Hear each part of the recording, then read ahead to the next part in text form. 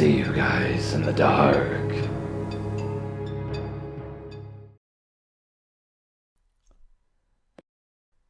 I recently learned of some chilling details about a person that was heavily involved in my life as a child, as I thought I would share the story. Throughout my childhood, I was extremely shy and did not find myself going out of my way to make friends in my new settings. I had recently started preschool at my grandmother's church, and I remember being on the playground playing by myself when a woman introduced herself to me.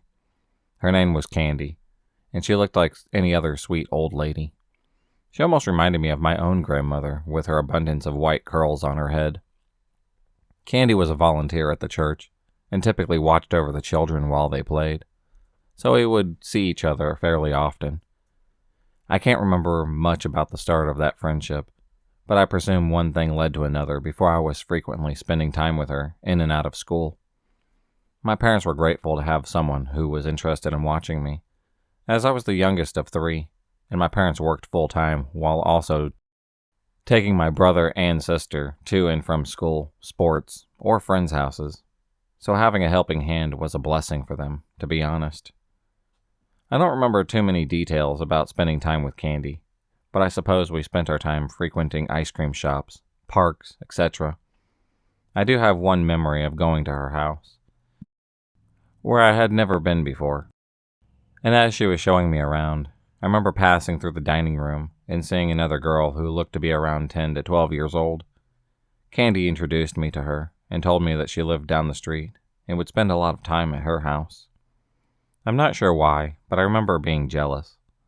I guess I was jealous that Candy also cared for her and spent time with another little girl. I had never felt that way before, and I'm not sure why I remember that so clearly. For some reason, that was the only time I went to her house. Fast forward a few years, and I'm in the first grade. I had totally forgotten Candy, and had not seen her since I graduated preschool 2 years prior. My neighbors, who I carpooled to school with, had dropped me off at my house after school one day, and I spotted a Target grocery bag hooked to our front door. I wasn't sure what it could be, or why my brother or sister didn't bring it inside when they arrived at the house when they came home from school an hour or so before me. So I took it inside. I noticed writing on the bag indicating that there was a gift inside for me, from Candy. I ran up the stairs to my room, and to my surprise, there were several adorable brand new outfits inside just for me. I immediately tried them on, and was so excited to show my mom when she came home from work. After my mom got home, I eagerly showed her the outfits that Candy had left for me. Unfortunately, my mom was not excited as I was. In fact, she was quite angry. She yelled at me to take them off, and that she would be returning them to Candy. I was so confused as to why she was upset with me. What did I do wrong? These were free clothing. A gift. Wouldn't it be rude to return a gift to someone? To avoid being punished, I put the clothes back in the bag and handed them to my mother. We never spoke of this again, and Candy slipped in my mind for the next several years. A few years ago, my sister was home visiting from college. With nothing else to do, we decided to go to Target to shop for useless things we didn't need.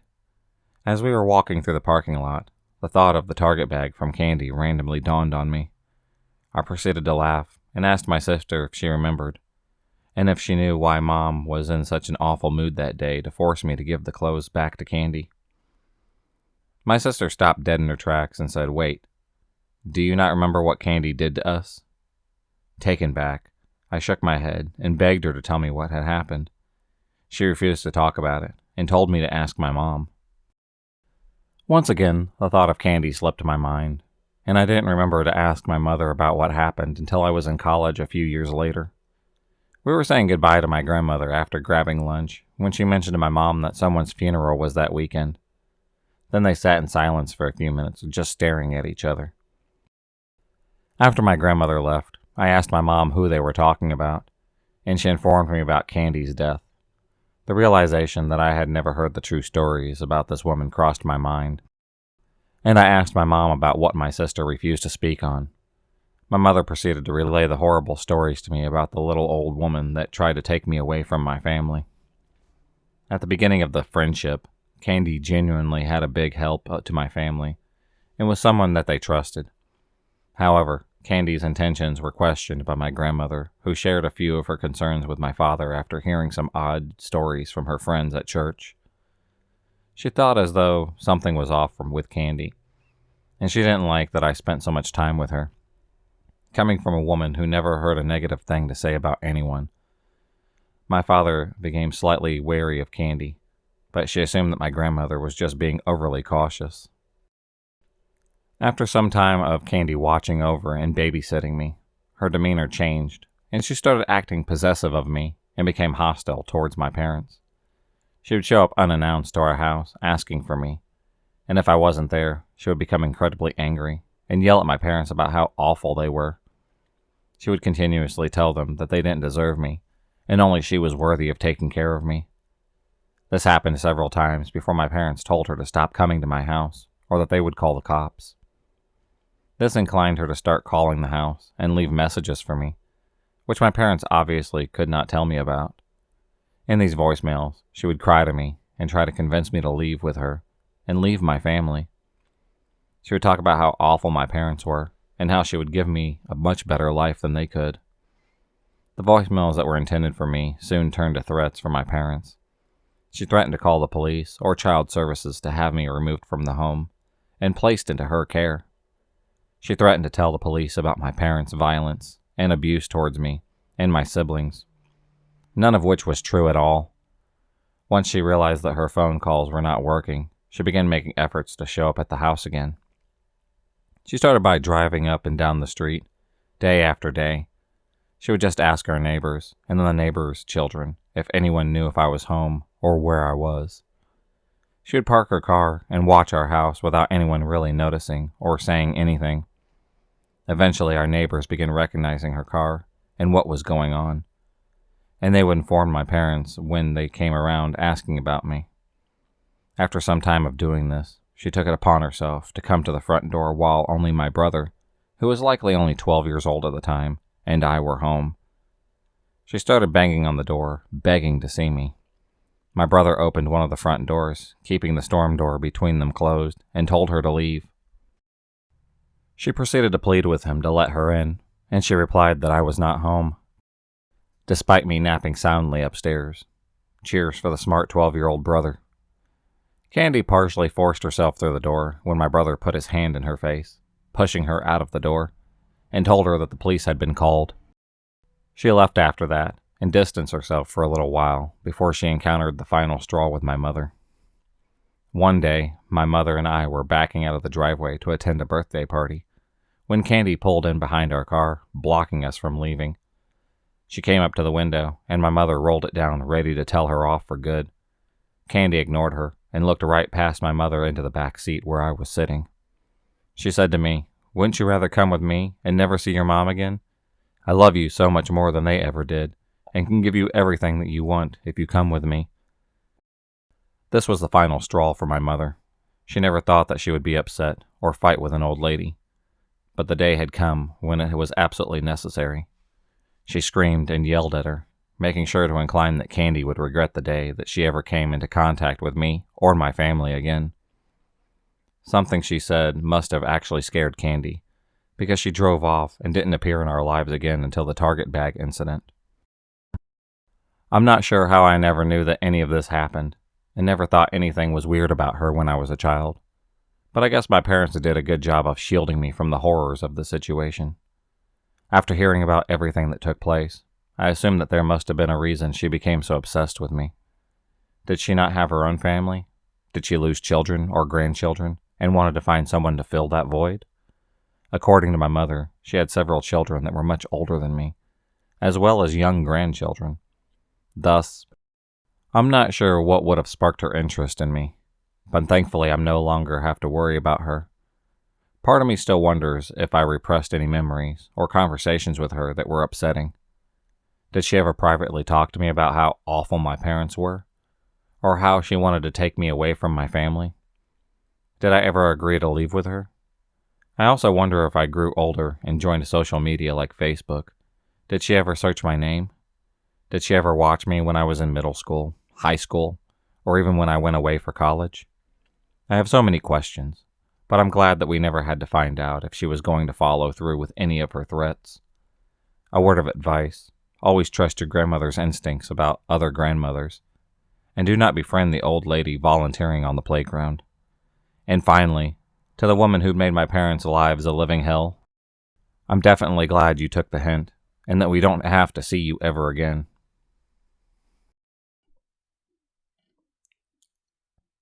I'm a gay guy that just started his first semester of college this past August, and I'm pretty sure that I have a stalker ending the semester. It all started in early September when I met this guy, let's call him Tim, at a QSA, which is a Queer Student Alliance meeting. We became quick friends, and that week he started to flirt with me, saying we would be a cute couple and stuff to our new friend group, who all cheered it on, and thought that it would be a great idea. I laughed it off because I don't want a relationship, and he hadn't been in one before, so obviously nothing is going to happen. But only a week later, Tim begins talking about how he believed in love at first sight, and how he thinks he's in love with someone, to some of our mutual friends. At one point, he went on a date with a guy, Peter, from our group, and Tim ended up turning Peter down because he liked me. I found out about this early September, but I never told him that I did. We stayed friends, and I tried to figure out my feelings for him. I wasn't sure if I liked him as a friend or more. Until one night in early October, we were hanging out with two other friends when he told me that he's about to be heartbroken. And then an hour later tells me that he likes me, with our friend in the room.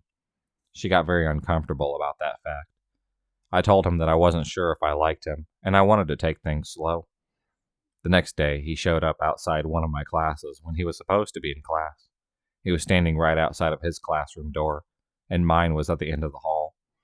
As soon as he saw me leave, he ran to me and started talking about how excited he was to see me, and insisted on walking me to the cafeteria because Tim knew that's where I go after class. A big red flag. I told him to go back to class, and after some protesting about how he couldn't focus and stuff, he did give in and just go to class. Later on that day, we were going to go catch a movie on campus with my roommate, and we decided to go for a walk first. I realized very early on during this that I did not like him as more than a friend, and we had nothing in common with one another. There was nothing to talk about besides our mutual friends. But apparently, he did not get the same vibe, because he asked me for a relationship. The day after I said, let's take things slow, I told him no, I wanted a friendship, and he responded with, well, that's how relationships start. The next day, I was in a drag show, and Tim came to watch and give me a big hug afterwards, which I hugged him during. Then he decided to sit next to each other with two other friends and watch the rest of the show. We ended up going back to that friend's dorm, ordering some food, and watching a movie. 4 people all night long. But apparently that was enough for him to think that we were together, because that's what he started to tell everybody. He told every one of our mutual friends that we were dating. I didn't talk to him for 4 days. I didn't even as much look in his direction. I figured that he would get the hint, since we were never actually dating. I don't like confrontation, and if I'm not dating someone, why do I have to break up with them? I didn't know that he was telling people that until after this next incident. One day, I sat down next to him in a room because it was the only empty seat, but I still did not talk to him or even acknowledge him because he was being very creepy towards me. Tim gets up to leave because he's got a meeting, and Tim decided this means he can just give me a hug around my neck as I'm sitting at a computer with my arms outstretched. I froze and didn't say a word, but couldn't deal with that anymore because apparently 4 days of no communication whatsoever didn't mean anything to him. He didn't even try to reach out to see what was happening. After that day, I tell that I'm not ready for a relationship and that we are not dating. He tells me maybe in the future, to which I shoot down immediately, and he gets a bit upset, but he seems to understand. He tells me to have a great rest of the semester, and I figured that he was going to leave me alone. We were going to still be in the same friendship group, but he didn't have to really be that good of friends. Just exist in the same place. Fast forward about 2 weeks of weird stares and side comments about how handsome I am. I'm not saying anything to, because I'm the mean guy who broke his heart. And it's the week of Halloween. I get a notification from Snapchat that someone just screenshotted one of my posts. and I check and I see that it was Tim. A little weird, but maybe it was a mistake. Until I get another notification saying the same thing on another one of my selfies.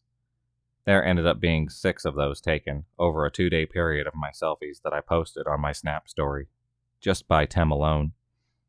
I started to freak out by this point, and I was going to confront him.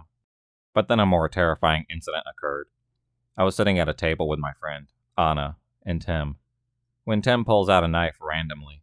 He holds it to his hand, and he says, "I know that if I try hard enough, this will go through." And my friend Anna tells him to put it away. He just looks at me and smiles as he puts away the knife. Then he goes on to ask if we've seen his Twitter lately, which I had because I was becoming increasingly concerned. He was retweeting posts about how being in love with someone who doesn't love you back. Tim made tweets about how he was still in love with someone and how he wished that the person didn't feel uncomfortable. He also made tweets saying that he was going to harm himself because of people in his life. That Friday, the day after Halloween, I went to a small Halloween party and Tim was there. I got drunk for the first time. 7 mixed drinks, 5 Jello shots, and 3 shots of vodka. I was pretty done in. And Tim took 2 Jello shots. He began to act like he was drunk, but it clearly was an act just to try and fit in since everyone else had been drinking. We decided to play a game of truth or dare, and Tim sat on the ground next to me. Throughout the game, he kept making comments about me and moving as close as he can to me, to the point where I got up and just moved. At one point, Peter was dared to seduce me. After about 10 seconds, we both started laughing and thought that it was hilarious, but Tim got really angry. He started saying how it was making him uncomfortable, and how Peter should respect me, and how I was Tim's. Called me my Tyler at one point. He also got angry at me and my friend Courtney when I to take a Jello shot off of Courtney. I don't even like girls, mind you. Tom basically started to tell me how I should respect Tim and how uncomfortable I was making him. But since I was drunk that night and not thinking properly, and this kid Tim said that he needs a place to crash for the night, my stupid brain offered up my dorm. He crashed along with my friend Peter in my living room. The next morning, when we all got up for breakfast, every single time that I talked, Tim was staring at me. He had done that before, but this time I was scared. He kept making comments about how cute of a drunk I was, and how he wished I was more honest with him. I'm a brutally honest drunk. And again, he kept making comments about how uncomfortable he was when I was touching or doing anything with anyone else. At this point, it started to affect my mental health. Jay had 12 panic attacks and missed 9 classes in 1 week because I was scared that he was going to go outside lecture halls. He had done so before, but he would sit in a chair outside so that I don't know if he would just be there because he likes to wait. I had a breakdown and had to practically be carried to a campus counseling center by 2 of my friends because I was so scared that he would hurt me if I asked him to stop. That day I broke down. I took all of the evidence that I had against him, the threatening tweets, the screenshot posts, the threat he made with the knife, to my college's administration building to get help. For my best interest, they had me to place a no-contact direct against him, which basically is 1 step below a restraining order. But it doesn't end there. After the order was filed, he showed up to another drag show I was in and sat in front and center. Tim stared at me when I was off stage, and he looked angry. I thought he was going to do something. I was so scared. He left right before I went on, but that was only because my roommates made sure of that. I didn't see him afterwards, but I broke down again that night because I was so scared he was going to show up and just hurt me. Now every time we are in the same vicinity, he stares at me. He'll be sitting in a chair as I'm walking down the hallway, and he's just following me with his eyes down the hall. Or I'll be 1 table over, and he'll just talk about how close he is, and how he can't believe he's here, and stuff like that. It's not breaking the order because he's not directly coming up to me, and not directly making threats to me, but he won't stop talking about me. From the few people who still talk to him, I've heard about how he's pretty obsessed, and wants to make up with me. He wants me to drop the order so that he can, if he tries to talk to me now, he can either be arrested or expelled, apologize, and prove that he is better now. Some people keep telling me that he is reaching stalking territory, or that it would have very easily gotten there. Was it? I don't know what to label what happened to me. What's still happening, to be exact. Do I have a stalker? Or is this dude just really, really creepy?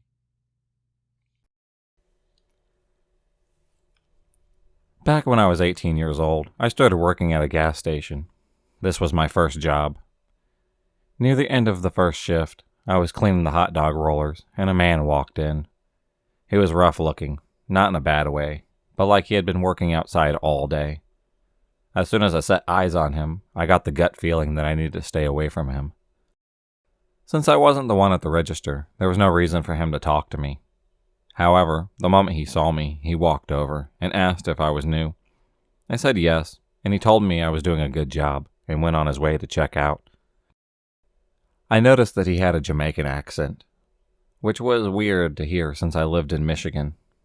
Honestly, at that point, I thought that my gut was wrong about him, and that I probably felt that way because I had bad social anxiety, and had reached my limit of human interaction for the day. I was right the first time, though. During my next shift, he once again came in. I was cleaning. He came over to me, and I still got the bad feeling in my gut. He asked me how my day was, and I told him that it was okay. Then he looked at my hand.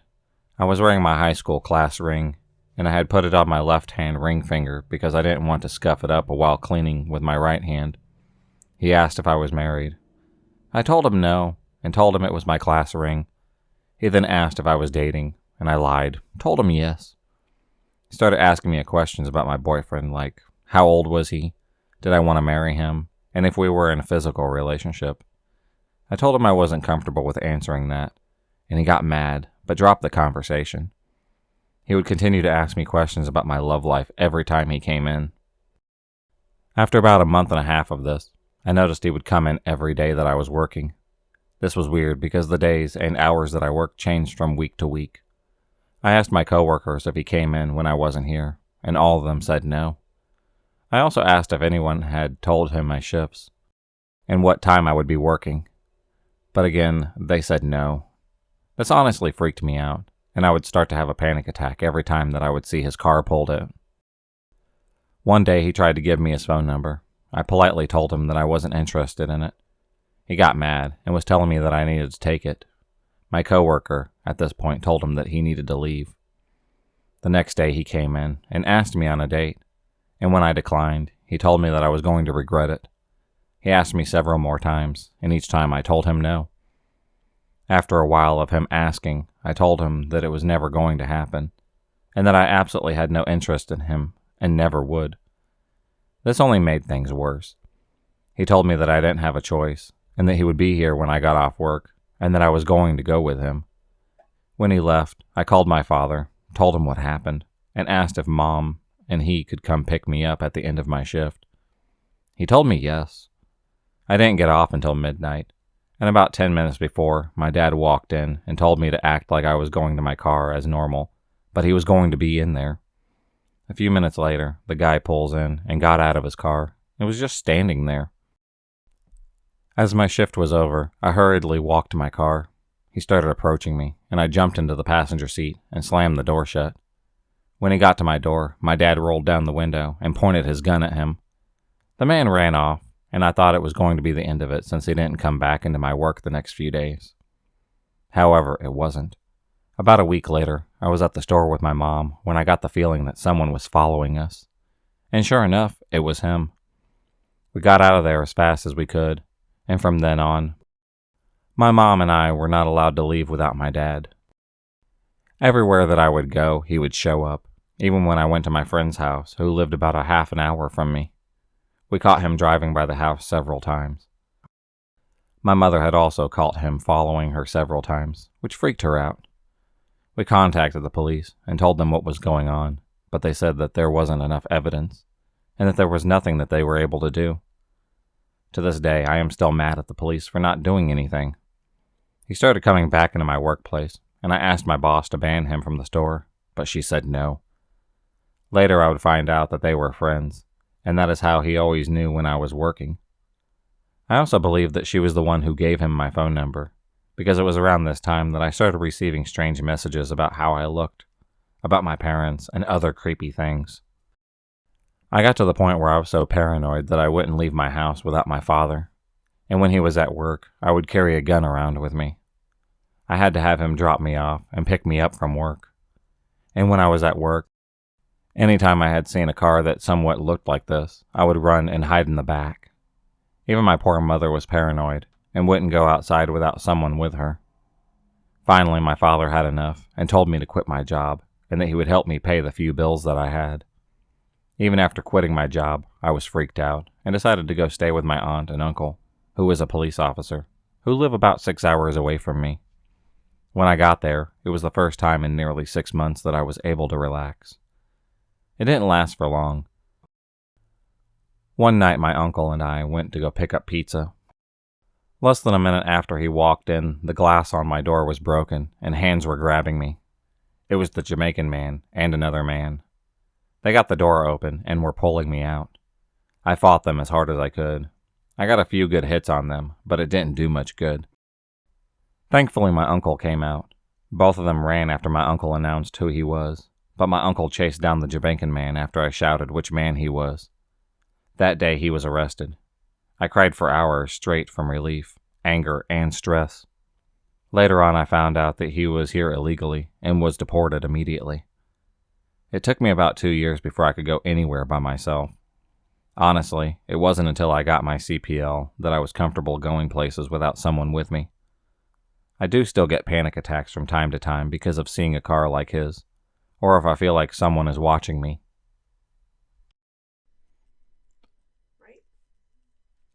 So I'm a 20-year-old female, lived in a shady-as-hell apartment complex in an otherwise rich suburban area for 3 years, and have lots of stories that could fit on here. But this one is about a neighbor I'll call Bob. A little backstory. I was 18 at the time, and my then 16-year-old sister used to babysit all the neighborhood kids. These kids considered us their friends. And it got to where they seemed to have a radar of when me and my sister went outside. They'd come out and talk to us, and we let them ride our skateboards and such in the parking lots. The kids were aged 8 to 13. So one day we were outside with them, and we were joined by a stranger. He stood between us and our car, towering over us. He introduced himself and asked us to sign a petition that he made up. We did, just being friendly. Then he asked us how old we were. I thought maybe he was a fellow stranger that looked older, or that he was just awkward. So I told him that I was 18, and the very next question was if I wanted to go out with him, in front of my mom and the other kids' moms. I awkwardly declined, but he continued talking about how he thought me and my sister were in middle school. Also, he was 28. Eventually, he wandered away to ask someone else to sign his petition. A few days later, he knocked at our door, after asking neighbors of ours for the address. He had a bag of what he said was chicken and wanted us to go eat it with him at the park. We declined because we both had some schoolwork to do. He walked away, and as he was mumbling about how antisocial everyone was. Later, we look out our window and see him playing basketball with 2 girls. He kept physically moving their arms to different positions, even though they shrugged away from him. Next day, one of the kids runs up to me. I'll call her Maddie. She's 8. She got a new pair of Heelys and wanted help with them. I was holding her hand and guiding her along when Bob appears and says he can help better. Maddie says no, but he insists. He pushed me aside and reaches for Maddie, holding her tightly around the upper chest area. Her grandmother was there too and flips out. He just wanders away. The next day, Maddie is freaking out, saying Bob was just sitting on her porch when she left for school that morning. Her parents found out, and as they walked outside, he let himself in, and they said he went to their kitchen to make orange chicken. We later found out another neighbor had a similar story to this. Another time, we were helping a family move. They had a 2-year-old son. The garages are in a triangle shape to the road, almost as a roundabout. There's a flat patch of grass behind them. Well, here comes Bob to help us. He criticizes the way we packed things, and didn't help until our neighbor politely asked him to leave.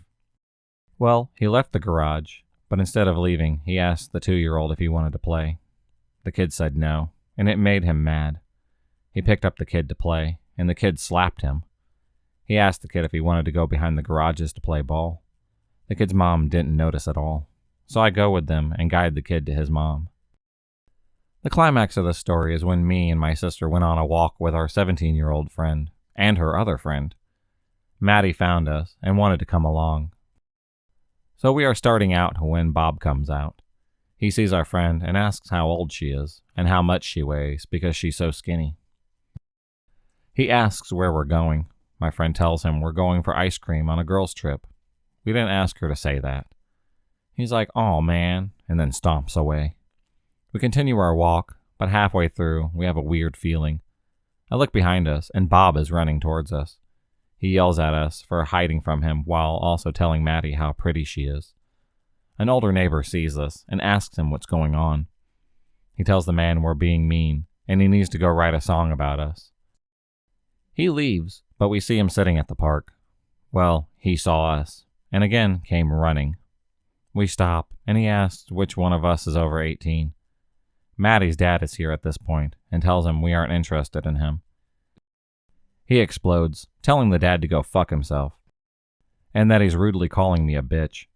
Maddie is crying, and the neighbor who saw us before came to check on us since he saw Bob running. Bob goes inside, muttering to himself. For weeks we don't see him. A single dad and his 5-year-old daughter move in, and we are introducing ourselves to them. My mom kind of tips him off that there's someone in the building who is a little off, especially around Maddie.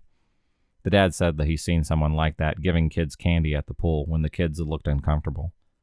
Well, here comes Bob, as if on cue. He immediately tells the girl in front of her dad that she looks like a movie star and that she's so pretty. He asks to go play with her, but the dad says no, and then they go inside. Turns out they're next-door neighbors. We still didn't see much, but other neighbors were telling us their stories about him. There's a woman who's alone most of the day with her 2 kids under 5, who told us that he watches her when she goes to and from her car. Also, Maddie's parents continue to see him watching her. Then one day, we're again babysitting, and here he comes. Only this time, he's swinging nunchucks. Maddie screams and hides in our car. Bob strolls over with his nunchucks and starts talking to us all casual. Then his head cranes to look into the car, and he says, "Where's Maddie?" We told him she wasn't here, and then he walked away. By then, most of the kids were afraid to go outside when they saw him. He had a habit of wandering around the complex. We could tell by his height and lanky gait. A few times we'd see Bob with his dad. These times, neither ever glanced at us. Then one day, he just stopped showing up. We'd see his dad and brother come in and out all the time, but never him. We only saw him about a year later. It was only for one day near Christmas, and then he disappeared again. So I don't know what happened to him, but it was just one of our weird experiences with neighbors in the 3 years living there.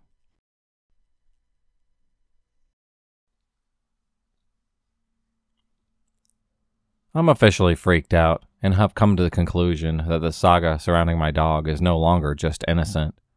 Some relevant but long backstory here. I lived in the same apartment for 5 years, from 2014 to 2019.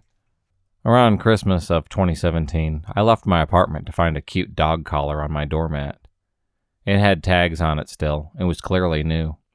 I have a beautiful, sweet Great Dane who frequented the apartment dog park with me, so I assumed one of the people we always play with got it for her.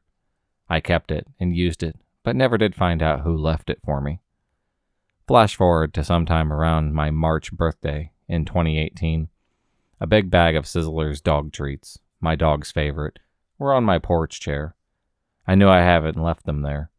I thought again, just someone being nice. But I'm crazy protective of my dog, so I actually threw the bag away since I didn't know their origin. Around August of 2018, another surprise showed up on the porch. This time a stuffed lamb chop toy, a dog cookie, like the ones that you would get at the pet store, and a small bag of dog food. Now at the time, I fed my dog Origin, so even the small bag was expensive. I thought this would be super weird. I began telling people at the office and dog park, asking my neighbors if they'd seen anything. And no one else had any other experiences like this. Again, I got another bag of dog treats around January of 2019.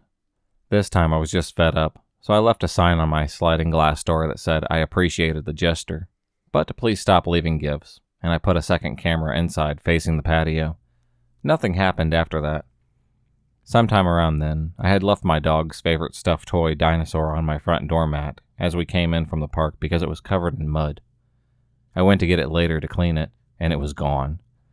I was sure someone threw it out since we had people that collected our trash from bins at the front door, and I noticed they had come by.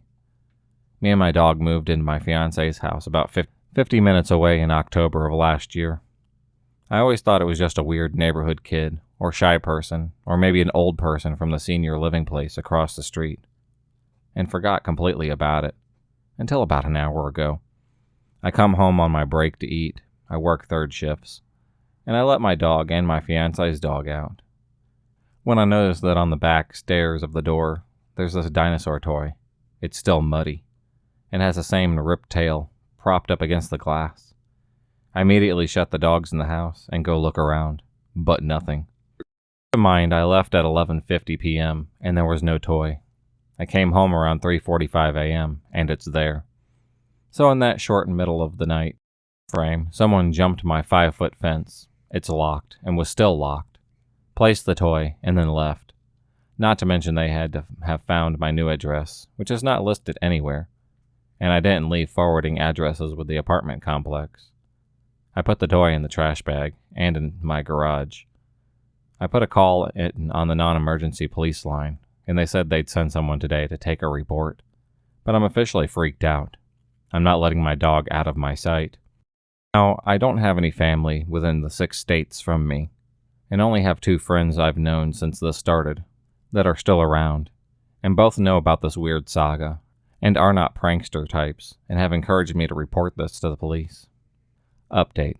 So many of you have commented, and I've tried to make sure I answer everyone's questions since this sub has literally helped me to see the situation clearly.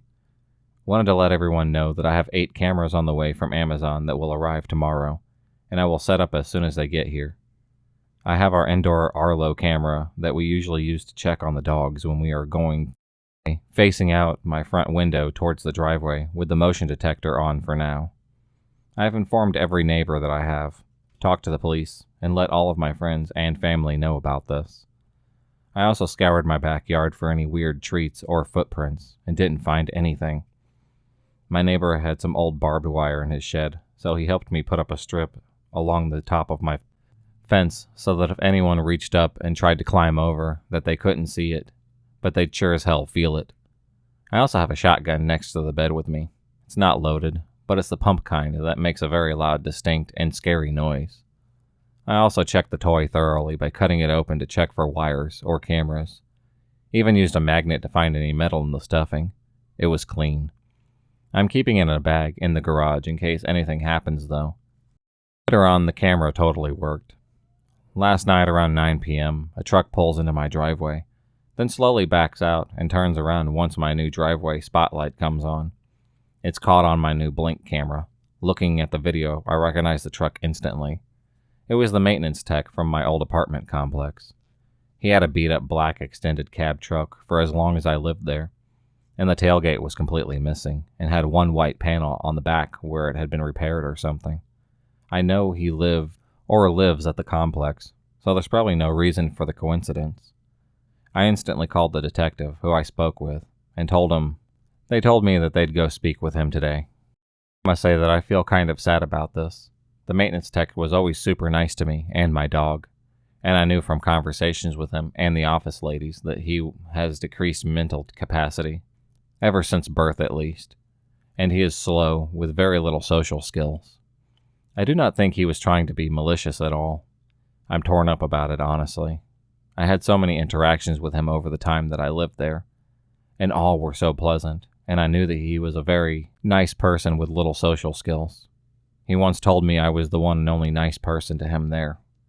I personally know that's probably true, because I heard many residents complain about the retard maintenance guy, and how they should get better for what they pay. He loved my dog, always made it a habit to stop and pet her and whatnot. I told the detective that he was slow when I called. I feel very conflicted. So the detective just called me. He sent an officer to talk to the guy at the complex. He at first said he didn't know what they were talking about, but then after being showed the video evidence, he said he just turned around in the driveway and had no idea whose it was. That he was just driving around. Also denied leaving any gifts ever. Detective said he had a clean background and that they couldn't get him on any charges. Exact thing you all told me. I don't feel as bad after he denied everything. I'm gonna keep being vigilant. At least now he knows I have cameras and I'm watching. To answer any questions, yes, I did call the apartment complex, and the officer spoke to them too. They directed me to their corporate HR. Said it sounded like miscommunication or like bad timing. They were going to talk to him. When I pressed them, they said without any charges, they don't intend to do anything on my word, and non incriminating video alone. They had the master key to the whole complex, and I have no idea why that only hit me an hour ago, but I can't even think straight right now. This story begins in 8th grade. For context, I'm a white female and was struggling with really bad depression and self harm in my 7th to 10th grade, 2 years clean. Depression had a big impact on my memory, so some sections of my childhood in this time is completely blank. So this is as close as I can remember, but that might not be 100% accurate. At the end of 8th grade, one of my close male friends, Tom, invited me to his birthday party. There was about 10 guys there, and me with my best friend, who was female. I knew about 9 guys there. There was one that I didn't recognize. This party took place in a garden playground area. We played hide and seek, tag, and capture the flag with fake swords. As the sun began to set, Tom wanted to play hide and seek in the dark. There was a dark tunnel that went from the play structure to the rest of the park. A majority of us started to run to the tunnel to go hide. Suddenly, halfway through, hands shot out and tried to grab people's ankles. I tripped and landed on my hands and knees. The second my hand hit the ground, a foot hit my legs, and I tripped someone else. The hands in the dark laughed as Tim's friend came out from the dark. The person who tripped me turned out to be the person I had never met. We went to a bench right outside the tunnel to check for wounds and patch ourselves up. We got acquainted, and he introduced himself as Davidson Whittaker III. He was polite, kind, and easy on the eyes. We had some stuff in common. His birthday was the same as my father's, and he was outgoing and an extrovert, exactly what I needed to be a more rounded person. The rest of the night was a blur, but we spent most of the night talking. As the party was coming to an end, people's parents were coming to pick them up. He asked for my number in addition to my best friend's. He did it in a way that he only really wanted my number, but wanted to be polite. He never seemed creepy in doing this. He wasn't unsettling. He was just a cute boy asking for my number. Davidson, or as we call him, Davis, and I spent the next month or so talking and texting almost every day. I felt beautiful and wanted. It was comfortable. At some point, we were being more than friends. We were suddenly dating, but I never wanted to go on a date. I think he convinced me to go on some date as a group to some movie, but I don't remember it. The only proof I have of this exchange is a ticket stub and his word. He finally convinced me to go on a real date. I wore some jean shorts and a t-shirt. He chose the location of a museum in the city. If you know me, you wouldn't know there's only 3 that I like in the whole world, and I hate normal museums. As a kid, my mom forced me to go to all of them whenever we traveled, and I got sick of them pretty quickly. He picked me up from my house, and now knew where I lived. I didn't think anything of it at the time. After we went to the museum, I went out to dinner with him, and my mom at my favorite Thai place. I even have an awkward photo to remember that moment by. After the date, however, he sent me lewd thoughts he had the whole date with me. We had attempted sexting before, but I wasn't that involved. I'd send a yeah or a daddy every 20 lines or so. I've always been a people pleaser in both ways, and just wanted him to be happy. But this time felt off. It felt real. I couldn't pretend someone else was sexting him. It was about me, and I didn't like that. It made me feel uncomfortable, and so I just buried that feeling deep. This was the first thing that felt off about him. After that, things got worse. I wanted space sometimes, and he didn't like that. I would take a 30-minute shower and get back to 50 to 100 text messages from him. He started to make it racial. He is African American, and kept on talking about how I needed some of his cocoa. My family is from the Deep South, so anything racial makes me deeply uncomfortable. His messages got more explicit. He would detail any wet dream he had about me and how it made him feel. It all made me feel so uncomfortable. Finally, I had enough. I told him it was over and we needed to stop. It was only about 2 to 3 months, but I couldn't take it anymore. I said no. He argued. He said it wasn't fair. He said I needed him. He said that he cared about me. He said that I was the only one for him. I said no again. That didn't matter to him. We were meant to be, and my no meant nothing to him. That scared me to death. I told him I couldn't feel safe anymore around him, and how much I hated what he was doing. I told him that I wasn't comfortable anymore because he didn't know the meaning of no, because I was scared he was going to do something to me. He said he'd never hurt me. I told him to stay away from me, from my house. He showed up at my doorstep. My parents just invited him in because they thought we were still dating. I was so ashamed it wasn't working out that I just couldn't say anything. He stayed for food before I was able to get him out. I told my parents shortly after he left and never let him return. He continued with the one-sided sexting. He sent nudes. He sent 13 red roses when I didn't talk to him for a week. I threw the roses out the window. I've always hated flowers because they die too quickly, but he never bothered to ask me. He showed up at my doorstep again when I begged him not to. My dad told him through the door to go away as I cowered in our living room. He scared me so much. I was never safe. Every guy around his height with his hair cut gave me a fright. I was terrified he would see me and rape me. I got a boyfriend freshman year. His name was John. A timid guy who I would break if I hugged him too hard. John's heart was made of gold. He'd made me feel safe. Davis persisted. He texted me daily, begging me to stop cheating. He thought we had been dating this whole time. I tried everything, besides disengaging. I told him I was gay now. Not entirely wrong, though. I told him I was transitioning to male. He is very straight, and this was never meant to be belittling trans individuals. Yet what shook him the most was when I gave myself an undercut. Not my hair. He treated it like I was damaging his property. This persisted. Unrelated to him, I went to a therapeutic boarding school into freshman year. I got the help and support I needed because I tried to kill myself during freshman year. I got better and off my depression meds. I was gone from technology and texting for 13 months and 12 days. I thought I was better when I came back, that I had matured and could handle him. I messaged him August 20th, the beginning of junior year, that I thought we could work it out. Almost verbatim, he said, "All those other girls meant nothing. You were the only one for me." And he also said he had been dating since that night in 8th grade. I was naive and thought I was in control. So we tried to make it work. I had 2 rules. 1, you will never ever see me in person. 2, I initiate when we talk. I still felt scared of him, and these rules made me feel safe. He told me he drove by my house every time he went to go swim practice, and that he misses me. I was having none of it. I said he had 3 chances, and it was over, but he probably broke them 20 times at least. Junior year in September, I got back with John. He made me feel safe. I told him about Davis, and he was nicer than he should have been about my mistakes with him. We laughed at the stuff David said, but deep down, I was still scared. I am scared. I had enough when I was scrolling back through our old messages. I said no, and replied, "But my cock says yes." I told him I was done, and then I blocked him in November. I unblocked him on Valentine's Day, and he sent about 20 messages of how much he missed me, and the exact day count since I had last talked to him. It scared me. I blocked him immediately without replying.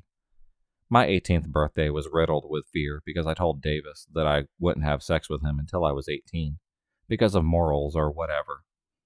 That's what I thought at the time, but now I know it's just fear. He knows my school. He knows my address. My current best friend is trained in martial arts and self-defense for a decade, so I hung to her all day. What should have been an exciting day of adulthood was riddled with fear that he would show up. I haven't unblocked him since last Valentine's Day. I haven't talked to him in almost a year and a half. Yet, I'm still scared some days. Scared that the man who is obsessed with me is right around the corner. This happened a few months ago, but as I was reading through some of these stories, I thought I would share. I'm from the Bay Area in California, and I never learned to drive, so I took the public transport every day, pre-COVID.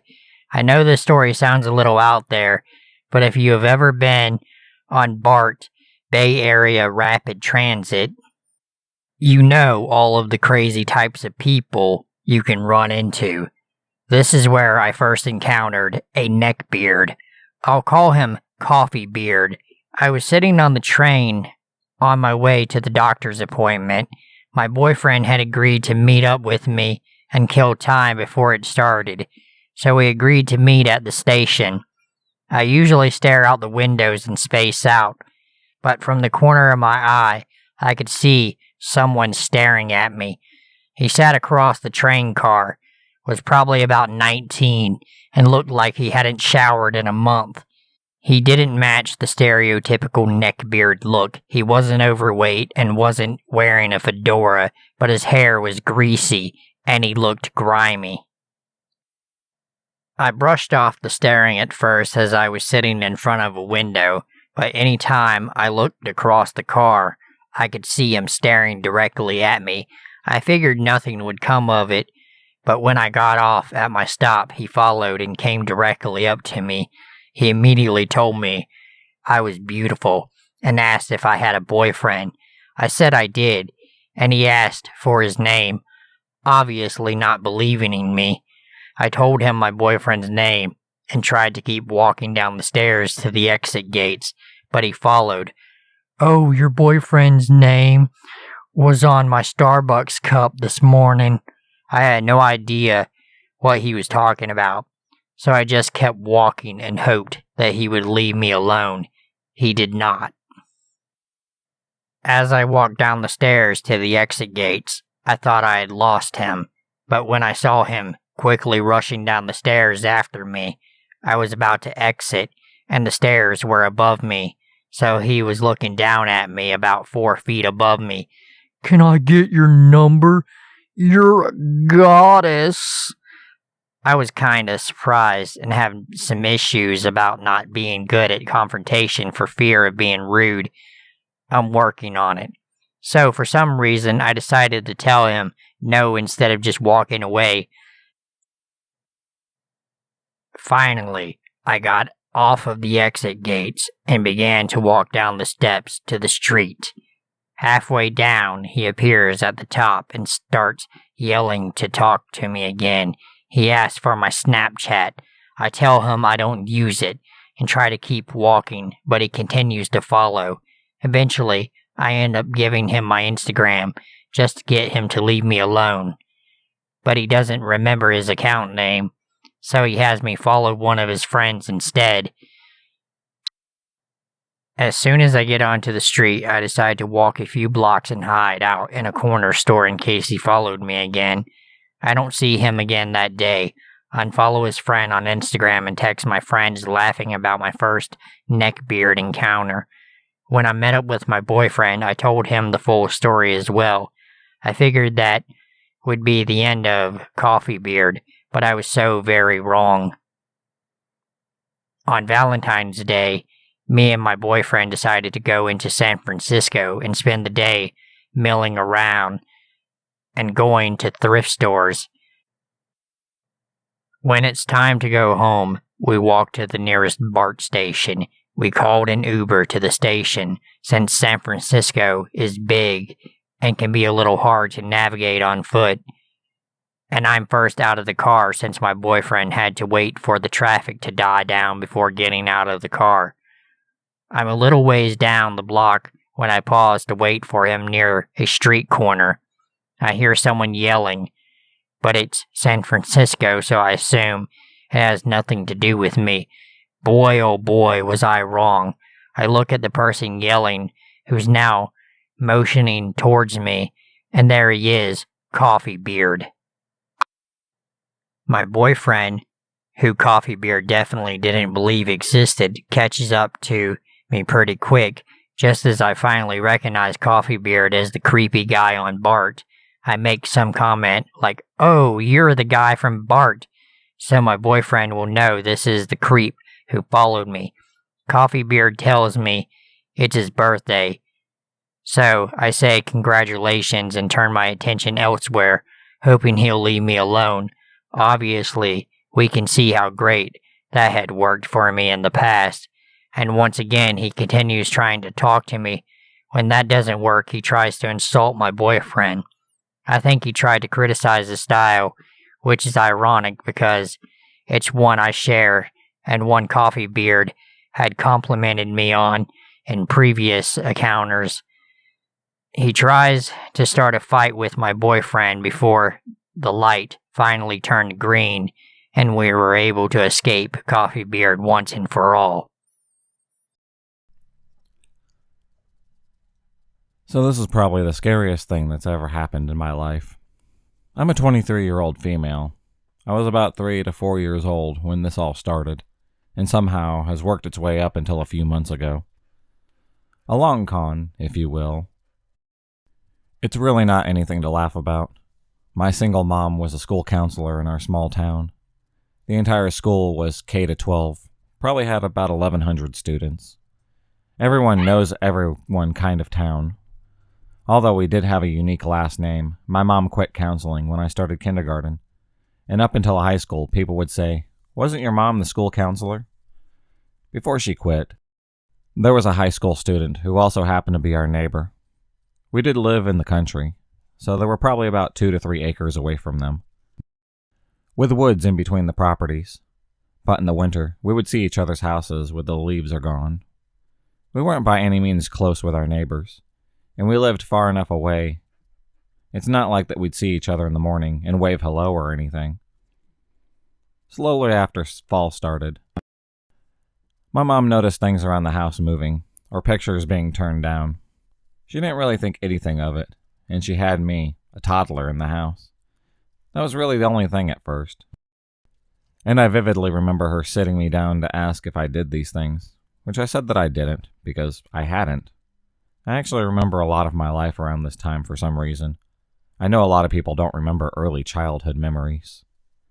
More things started happening, more things being moved around, but it was all deliberate now, like a book in the fridge or a picture in the bathroom sink. We had a housekeeper at the time, but she didn't see any of these things, and nothing was stolen, ever. These things all happened during the day at some point. And even if they had happened at night, we were both extremely heavy sleepers, which is pretty important. It was just after my birthday in February at this point. My mom knows that somehow someone has gotten a key to our house, so she changed the locks. She hadn't had time to get a new key to our housekeeper yet, so my mom told her to call when she was done cleaning, and my mom would go home from work and lock the door. The housekeeper did that, left, and my mom was there 5 minutes later.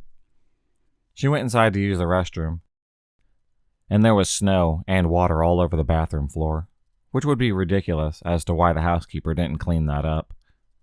My mom knew someone had to be in the house, went upstairs, and heard the front door slam. She went to see if she could see anything, and she couldn't. That's when she suspected that it could be our neighbor. A few days later, we woke up one morning. Also, I slept with my mom at this time because I was scared to sleep alone, and the house had been completely broken into during the night. Someone kicked in our porch door. Some of the snow had melted, and it was starting to get muddy. There were dirty shoe prints all over the carpet. My mom called the police, and my grandma to come pick me up. The issues eventually stopped while I was staying at my grandma's. I didn't find this info out until I was about 12, but they ended up arresting our neighbor kid, who admitted to not only breaking into our house, but climbing in through a window for about 6 months to watch us sleep at night, copying a key, and stealing both of our underwear. He was expelled from school and sent to juvenile detention, and was in and out of the system for years after he was an adult. He had a wife and kids at this point, and was living in a different town. I found this all out when I was 12 because he decided to move back into his parents' house once again, and that's when stuff started to get weird again. One night, someone hit the sides of our house with a baseball bat, right under the second floor window where my mom and I were talking in her room with the light on. and immediately after we heard someone get on a four-wheeler in our field and ride around. Some nights we would hear a chainsaw running in the field. We set up trail cameras, and my uncle had a stake out to see if they could see anything. They heard some rustling in the woods one night and shot a gun into the air. Not smart, I know, but harmless in this scenario, just to scare off whoever it was. It all stopped after about 6 weeks. And we never got confirmation that it was the same guy, but we know deep down that it was. We haven't had any issues since, other than the fact he added me on Snapchat a month or so ago. I felt my face drain immediately after. So, to my stalker neighbor boy, I hope that we don't see each other again, and I'm definitely not going to be Snapchat friends with you, ever.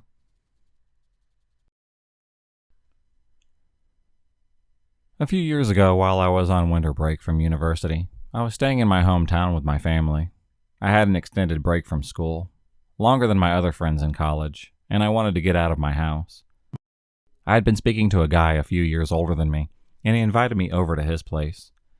I met him through a combination of mutual friends and social media. I figured, since he knew some of my friends, he couldn't do anything crazy.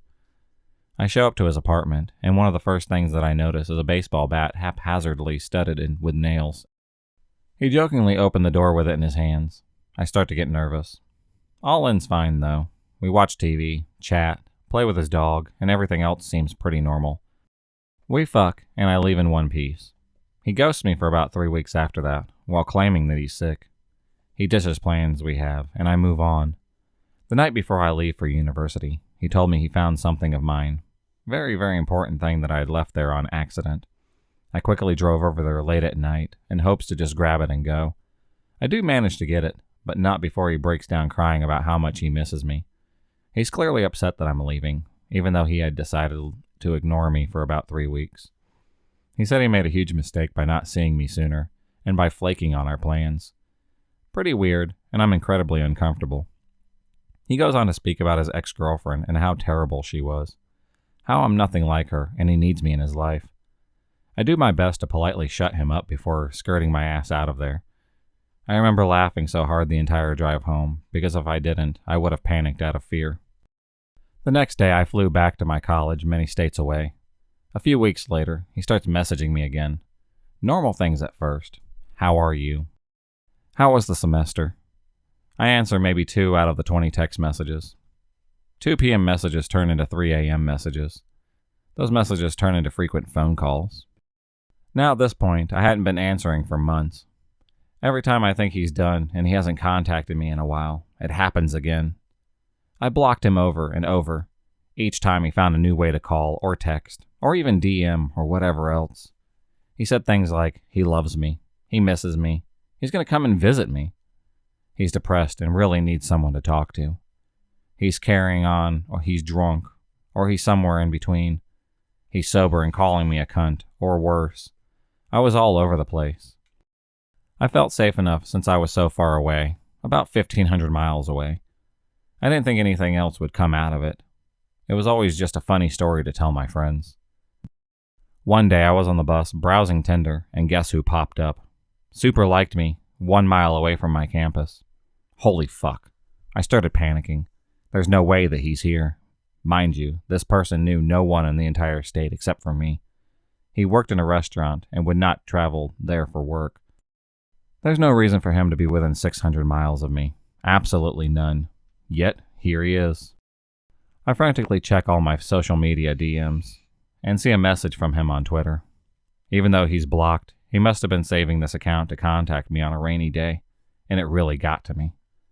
The DM read, "Hey, for some reason, you hate me. I'm in your city right now. I was hoping that you can show me around. I miss you. Please unblock me." I text my close friends to add him on Snapchat, in hopes they can monitor his location. He ends up passing my residence building, and thankfully not finding me. He's by himself the entire time. He went to some popular spot in the city, but didn't post much at all. For a week I stayed locked up in my room, apparently terrified that he'd try to bypass the dorm security and knock on my door. He didn't find me, but I bet that he tried. I still wonder why he was in my city that week. Was he trying to hunt me down? Was he trying to vacation? Mind you, this city is not a place for tourists. And it's definitely not like Los Angeles or New York, where people are coming and going all the time. People have work, school, or family reasons when they come to the city. So to the guy who barely knew me for 3 weeks, but still thinks that he loves me to this very day, nearly 4 years later, leave me the fuck alone.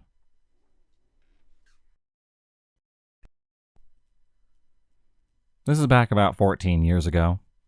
I was 14 years old and met an older boy who was 16 in the neighborhood that I had just moved into. We started dating, if you could really call it that.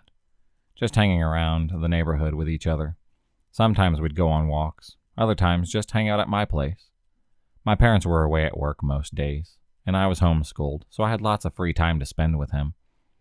Anyways, I don't remember how long we were dating before things started to get sexual. I don't think it was long because he was older and had expectations, and I was a very self-conscious, gullible girl. We would just make out and dry hump for the most part. Sometimes he'd finger me, or we would give each other oral. One day we were cuddling, and he starts trying to get me to fool around. I wasn't interested. He kept pushing, and I thought that he was just playing. I kept saying no, but I wasn't very firm because I didn't think I had to be. But he was trying to push me to actually have sex, not just dry hump or give oral. And I wasn't ready yet for that. I realized he was serious when I tried to get away from him, and he jerked me back and pinned me down. I kept trying to wiggle away and kept saying no. I kept my voice quiet because my mom was working in the room across the hall, and I didn't want to bother her, or for her to be mad at me, or him. I know that's pretty stupid now, but I didn't think of it then. Anyways, he pulled my pants and underwear down, and as we were working on getting his pants and boxers off, I was able to scoot out of his reach a bit so that when he reached for me, I would put my hand on his chest and very firmly said, "That's enough," or something like that. I don't know if it suddenly hit him that he was in the wrong, but he stopped. I fixed my clothes, and he fixed his, then apologized, but said it was my fault since I teased him so much. And if I wanted him to stay with me, I was going to have to put out, or he'd find someone else who would, and dump me. Being as self-conscious and gullible as I was at the time, I fell for it.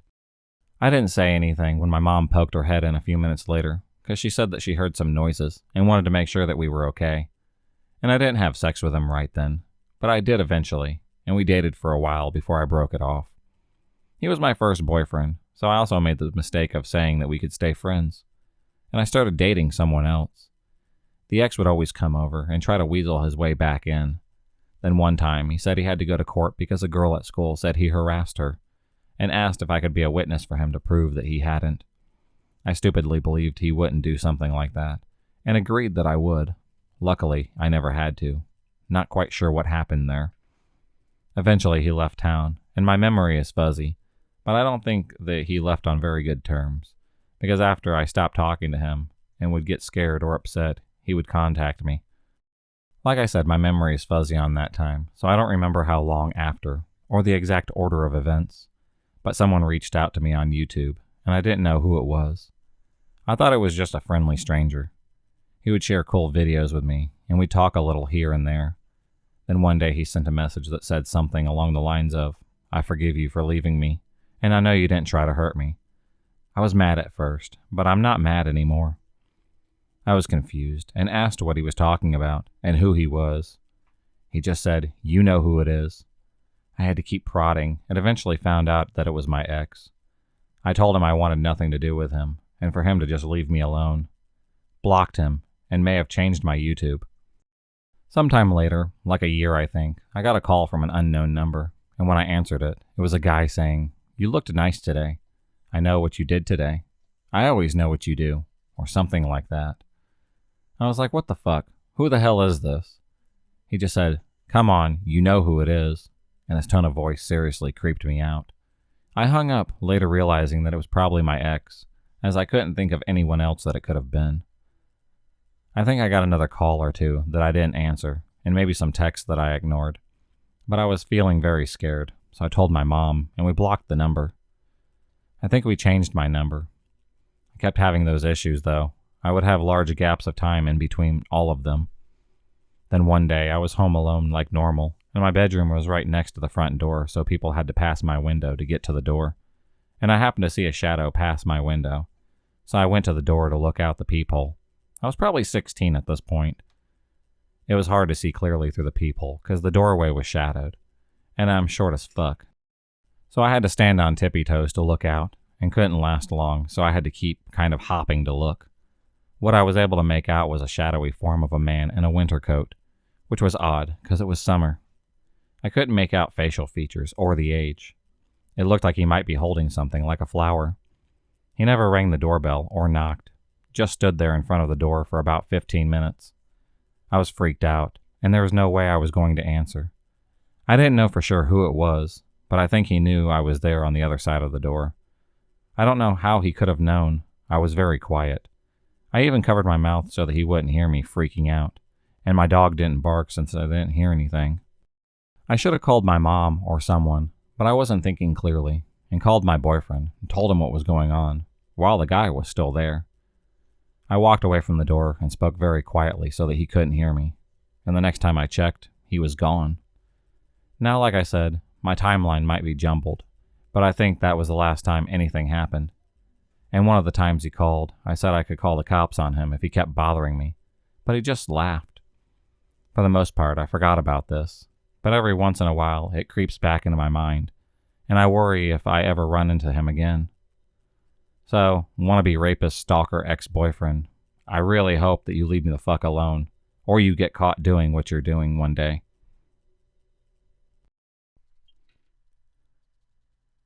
This happened when I was 12, and my brother was 17, and is truly proof that the living are more terrifying than the dead.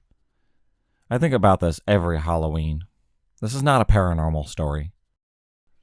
The community I grew up was mostly made of Hispanic people, so the folklore of La Llorona was a very popular thing in my area, and especially around Halloween. For those who don't know about the myth, it's basically a story about a woman who married a rich man, had a perfect life, and then the man cheated on her. She was so distraught that she took her children to the river and drowned them. When she realized what she had done, she threw herself in the river and drowned herself. But she wouldn't pass on to the afterlife without her children, so she roams the river looking for her kids. If she spots living children, she will grab them and drown them to take them to the afterlife with her. The story is meant to keep kids from playing in that river. Most of my friends that year were too cool and grown up to go trick-or-treating that year, and were planning on having a party instead. I was really disappointed and asked my brother if he would take me trick-or-treating. He agreed, and we went while it was still light outside so that I would be able to make it to the party before the end of the night. Since we had gone too early, there weren't a lot of people ready to hand out any candy. So after a disappointing trek, we started walking back home. On our way home, we passed by a park that had a river running next to it. On Halloween, older teens would usually wait at this park to try to see if they could spot La Llorona. Waiting to spot her at this particular park was a well-known town tradition that people had done for decades. That still continues on to this day. However, there were no kids or teens there yet, because it was still kind of early.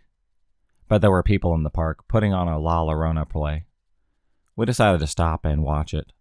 There was really not much of an audience. It seems like it was just us and another few kids who were a part of the group putting on the play, who were not in costumes and didn't have trick-or-treating buckets with them.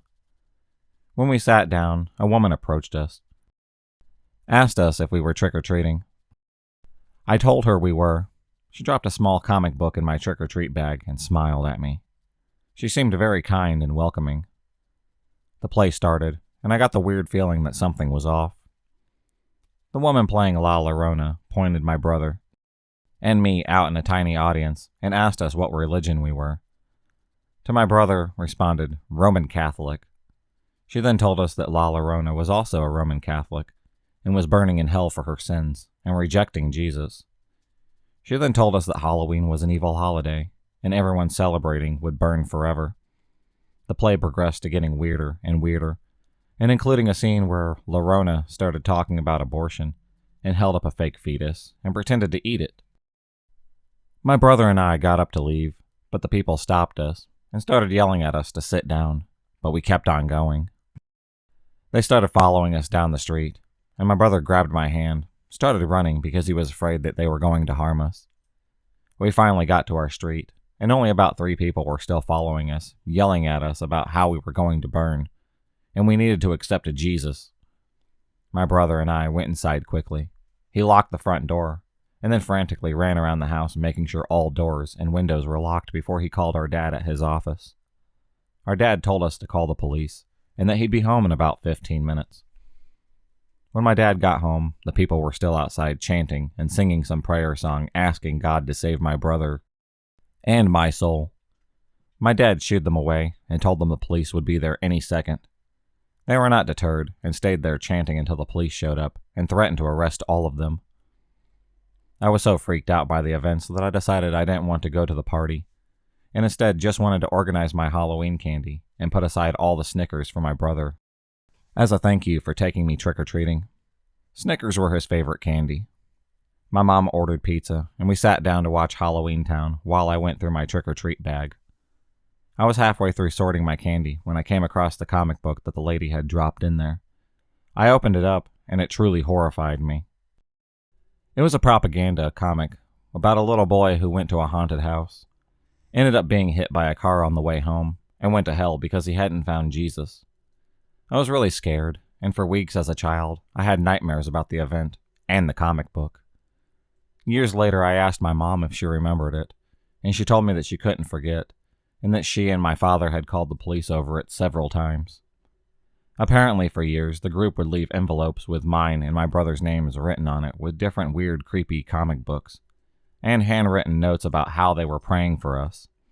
Also invitations to join them in their church, and weird promises about baking us cakes, and other creepy ways to entice our child selves into their church. To this day, we can't figure out how they knew our names, or who wrote the letters. It really creeps me out what they did. I told a friend one time about the comic, and he knew exactly what they were. I ended up Googling it and finding the exact comic online. If you enjoyed this video, please subscribe, like, and hit the bell for notifications on future videos, and become a stalker of the night. And I'll see you next time.